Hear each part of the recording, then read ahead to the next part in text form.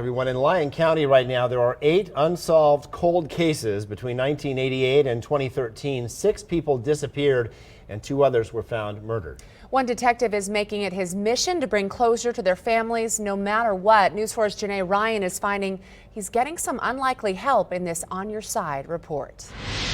Detective Lieutenant Jerry Pattison created this website of all 8 of those cold cases, including Shantelle Hudson's disappearance. Now, he's been hoping it would bring in tips, but it actually brought him an investigative partner on the internet. November 12, 1988. 16-year-old Shantelle Hudson left this Dayton apartment after an argument with her mom. No one's seen or heard from her since. Someone knows something. There's no way this girl just disappeared into thin air. I don't believe that happened. Someone saw something. By day, Rachel Bixby is a budget analyst for NV Energy. But by night, I have my active leads. She's an internet sleuth searching for answers. I think that she was probably being a teenager and maybe made a reckless decision, such as hitchhiking. Rachel spends about 20 hours a week looking into regional cold cases like Shantelle's, which Detective Lieutenant Jerry Pattison oversees. I'm grateful beyond words for individuals like Rachel and those people that go on the internet and they start researching this stuff, because they're volunteering so many man hours that we just cannot do.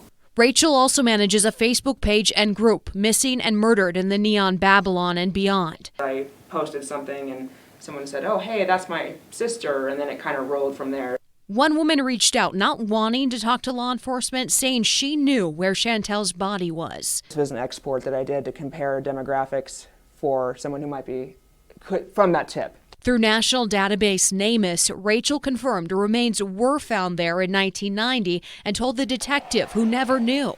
Now they're trying to compare DNA and dental records to see if it's Shantelle. I try to earn the trust of law enforcement by not sharing information, making sure I keep things confidential. Together, they're learning a lot more is wrong or missing from the detective's inherited records. Shantelle had a little fire in her. She was a little fighter, but to me, she was more about peace and love, happiness. TONYA Heald and Kristen McKellop are Shantelle's cousins, and they were neighbors. But for 31 years, they weren't in the case file. And to find that she exists and for her to be able to provide me that information and details and things like that and times and dates and when she last saw her, it's huge. TONYA and Shantelle were the same age and very close. We used to watch movies on Showtime, and sewing Barbie clothes, the baking. She loved blueberry muffins, so she always made those in the morning. She's always been frustrated, feeling like neither officers nor her family did enough.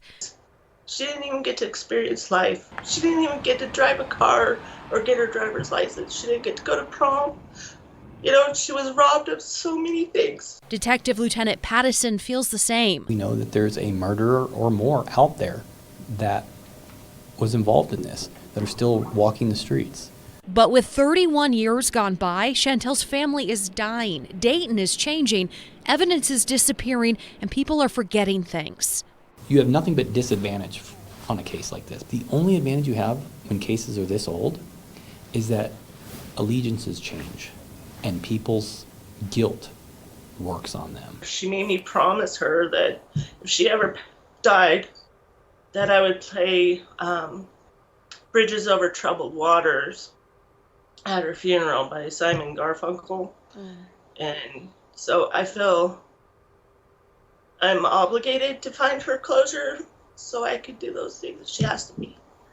If you know what happened to Shantelle, or you have a memory about something that could be related to her disappearance, no matter how small, contact the Lyon County Sheriff's Office, or you could reach out to Rachel through her Facebook page. We've got more info on mynews4.com. Janae Ryan, News 4.